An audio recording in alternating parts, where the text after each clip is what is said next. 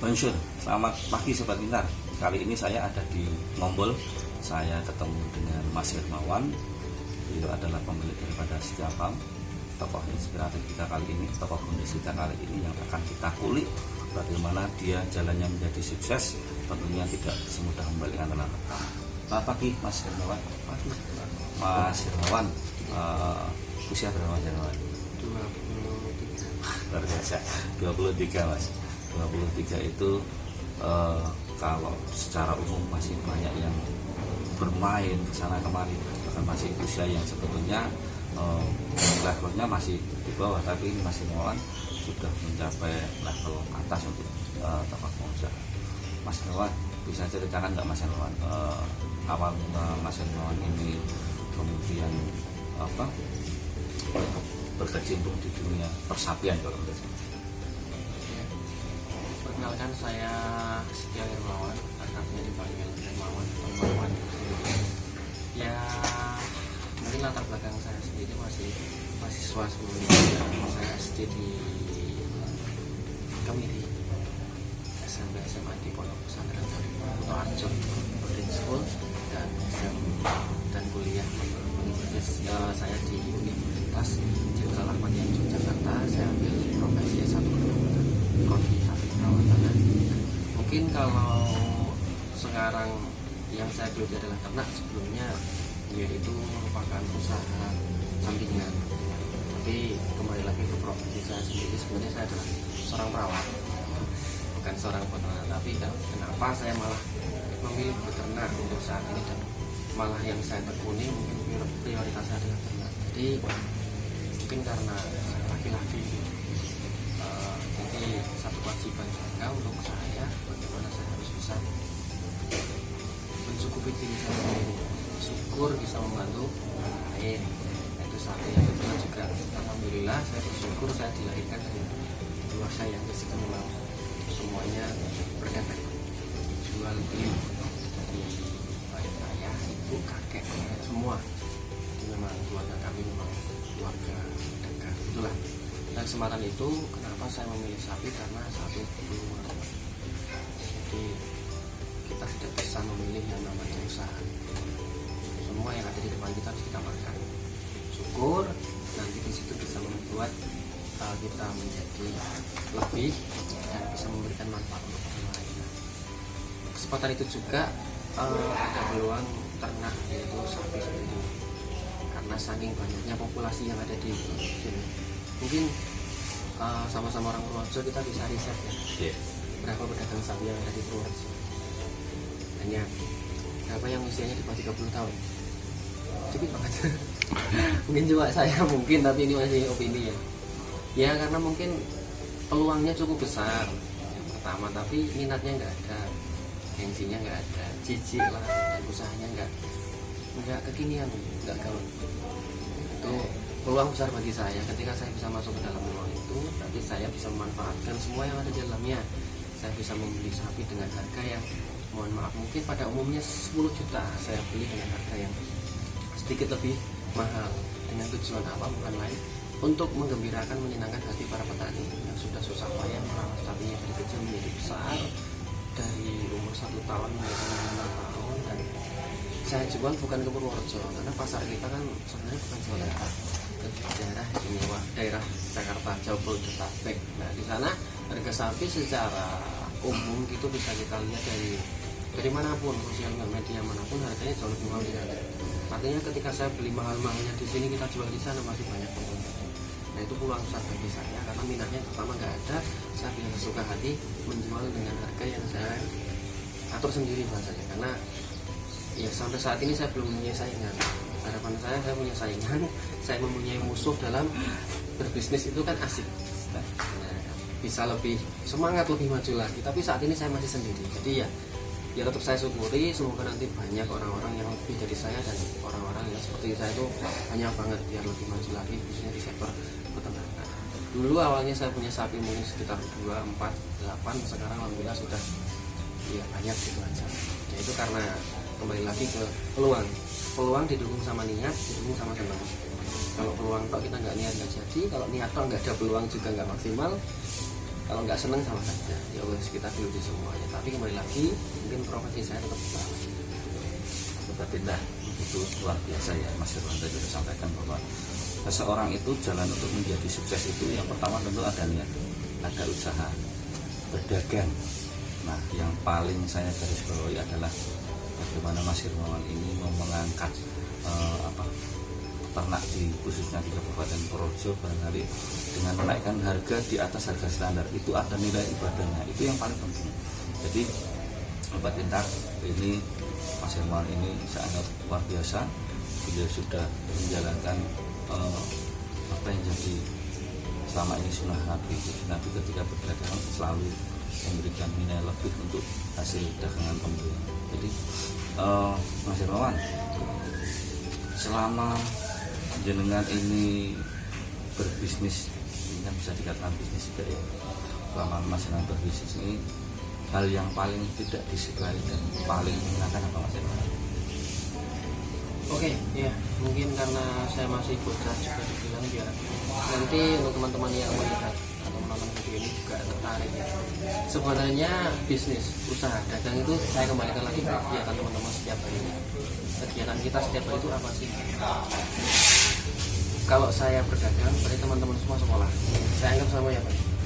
Kegiatan yang paling menyenangkan sekolah itu apa? Kalau ada rapat libur seneng. Saya juga kalau saya libur sekolah dan libur berdagang seneng, saya bisa happy. Tapi apakah saya bisa mendapatkan nilai lebih? Kalau di sekolah nilai lebih, kalau di dagang keuntungan lebih. Kegiatan yang tidak menyenangkan apa? Ya kalau ada ujian, kalau di sekolah ujian, kalau di sapi namanya musibah kematian, itu kegiatan yang menyenangkan. Tapi di balik kesedihan itu, di balik ujian itu pasti ada yang namanya hasilnya Pak ya. Kalau kita dari SD mau ke SMP berarti ada ujian. Kalau kita bisa menyelesaikan yang namanya ujian itu, kita mendapat nilai, berarti kita lulus. Begitu juga saya, ketika saya berdagang mendapat ujian, tapi saya mati dan sebagainya. Kalau saya depresi, frustasi, saya nggak dapat apa-apa, saya rugi. Tapi kalau saya bisa mensiasati, mensyukuri, mengubah konsep yang tadinya mungkin kurang berhasil menjadi berhasil, berarti saya lulus ujian itu. Berarti saya naik level atau naik kelas. Nah, sama jadi kegiatan yang saya lakukan atau bisnis dagang yang saya lakukan setiap hari itu sama halnya dengan teman-teman semua yang mempunyai kegiatan setiap hari adalah itu sekolah tadi. Jadi sekolah sama bisnis itu sama dengan sama saja. Cuma kita pinter-pinter mencari celah dan mensiasati sebenarnya apa yang kita cari, tujuan kita mau kemana, dan disitulah kita bisa mensyukuri apa yang kita punya. Menarik Mas Irwan. Tadi Mas Irwan sempat sebutkan di awal bahwa ini adalah sampingan. Kalau bicara yang asli mungkin Mas Irwan lebih ke arah perawat ya. Ada nggak Mas Irwan keinginan Mas Irwan untuk ke depan nanti setelah selesai masa kuliahnya? Karena di daerah selatan Purworejo ini kan sebetulnya masyarakat masih banyak yang membutuhkan perhatian dalam sisi kesehatan.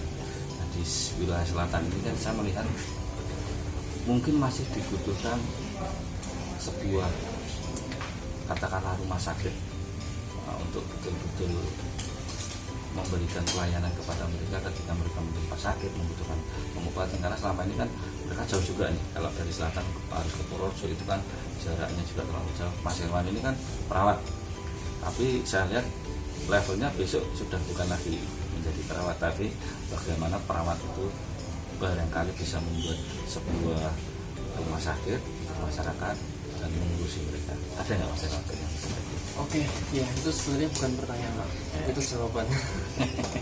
Ya ngomong-ngomong kembali ke profesi saya sebagai seorang perawat, pasti saya memiliki usaha, dan itu yang Bapak tadi sebutkan itu adalah salah satu mimpi dari saya. Ya, membuat salah satu instansi yang di situ bisa membantu umat gitu ya Pak. Dan mungkin biaya seminimal mungkin bahkan gratis gitu. Itu adalah mimpi besar saya. Untuk saat ini sangat amat sekali dibutuhkan khususnya di CLS atau Center Lintas Selatan Purworejo bagian selatan pesisir. Karena hampir mungkin kita kalau bicara sama tadi ada kepolisian gitu, kecelakaan itu yang paling banyak di sini.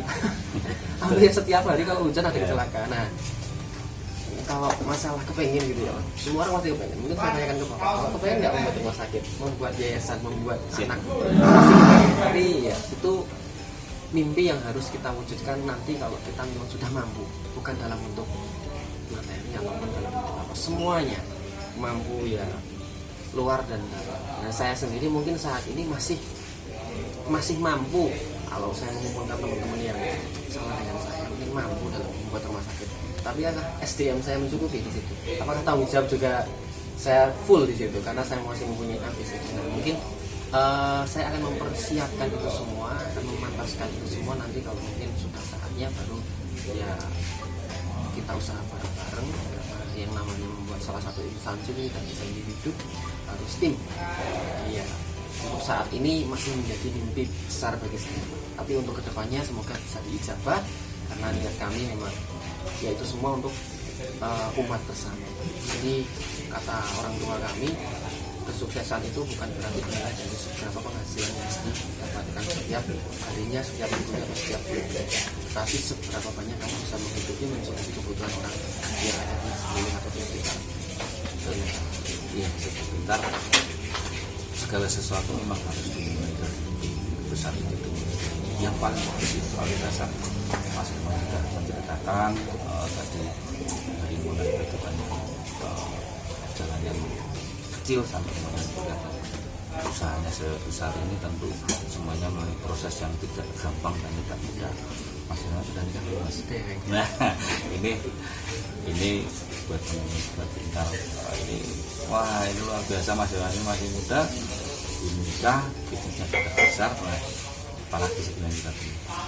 Menarik tadi dalam obrolan kita ketika kami Mas Irwan, kami ini kan Kebun Pintar Roadshow, kami memberikan pelatihan bahasa asing, bahasa Inggris, Prancis, Jerman, Jepang, Arab, Korea secara gratis ke seluruh masyarakat Purworejo, jadi seluruh desa. Jadi itu yang selama ini sudah kami jalankan, dan alhamdulillah ketika saya bertemu dengan Mas Hermawan ini kami sudah ke titik yang ke-25. Harapan saya Mas Hermawan juga sama-sama kita orang Purworejo, sama-sama kita mencintai Purworejo, barangkali dari bidang yang lain Mas Hermawan bisa berkontribusi lebih kepada masyarakat Purworejo seperti yang kita obrolkan dengan membuat sebuah rumah sakit. Saya doakan mudah-mudahan nanti bisa terwujud apa yang menjadi cita-cita Mas Hermawan, apa menjadi program kami. Syukur-syukur nanti bisa berjalan bergandengan, insya Allah satu kuncinya kan semuanya untuk masyarakat. Mas Hermawan, bisa nggak Mas Hermawan bahasa asing salah satu? Yang kami tekuni malah sebenarnya bahasa Arab. Oh, bahasa Arab, oke. Ini luar biasa. Kami juga memberikan bahasa Arab, Mas Hermawan. Mas Hermawan bisa sampaikan sedikit saja dalam bahasa Arab, karena saya tahu Mas Hermawan juga ini lulusan pondok, alhamdulillah sama-sama kita pondok. Mas Hermawan sampaikan ke pesan-pesan ke sobat pintar dalam bahasa Arab. Ya, Mas Hermawan. Iya, bahasa Arab yang sering kita gunakan sebenarnya kan Arab keseharian pondok ya. Jadi ya kayak kuratul kodam, sepak bola, jadi koko yuk koko itu kuratul kodam. Jadi ya fasidoh lah bahasa Arab yang fasih. Misal kita menggunakan apa ya, tanawal tapi sobah, jadi tanawal itu tadi sobat ayat, sobat nur, ya semua kayak gitu. Cuma ya mungkin yang paling saya senangi di dalam bahasa Arab itu adalah kata-kata besar, words, yaitu marfudot. Yang misal yang sering kita nggak asing ya, majadah mengatakan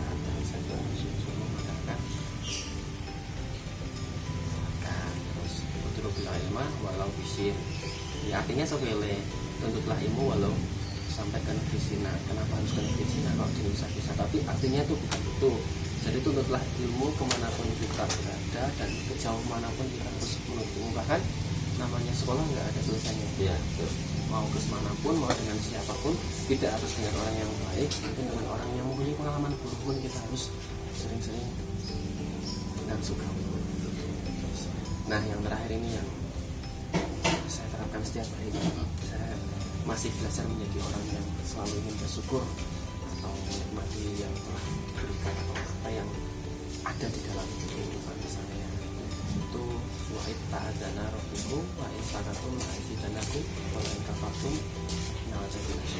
Intinya barang siapa yang bersungguh barang siapa yang bersyukur maka nikmatnya akan aku tambah.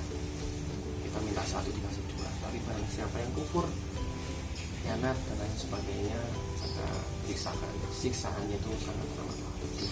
Itu yang istilahnya kata-kata yang tidak pernah saya lupakan dalam mulut. Nah, itu kata-kata tersebut bukan berarti saya ingat, tapi saya aplikasikan dan saya terapkan dalam kehidupan, bisnis, usaha, dagang, dan keseharian saya dalam mencari bermain, mencari ilmu dan lain sebagainya. Sobat Pintar, ini tadi kita ngobrolnya dengan Mas Hermawan. Beliau seorang tokoh inspiratif, menurut kami sukses luar biasa dalam usia yang masih muda, kemudian juga bermanfaat untuk masyarakat sekitarnya. Kuncinya apa? Bahwa segala sesuatu itu bila dilakukan dengan niat, tekad, ikhtiar yang bagus, kemudian juga rasa bersyukur, insya Allah semuanya doa-doa akan dijaga sama Allah. Kuncinya itu ya Mas Hermawan. Sekali lagi terima kasih Mas Hermawan atas apa yang diberikan Mas Hermawan untuk kami semuanya. Mudah-mudahan Mas Hermawan selalu sehat, kemudian bertambah rezekinya, bisa selalu bermanfaat untuk masyarakat. Terima kasih. Wassalamualaikum warahmatullahi wabarakatuh. Waalaikumsalam warahmatullahi wabarakatuh.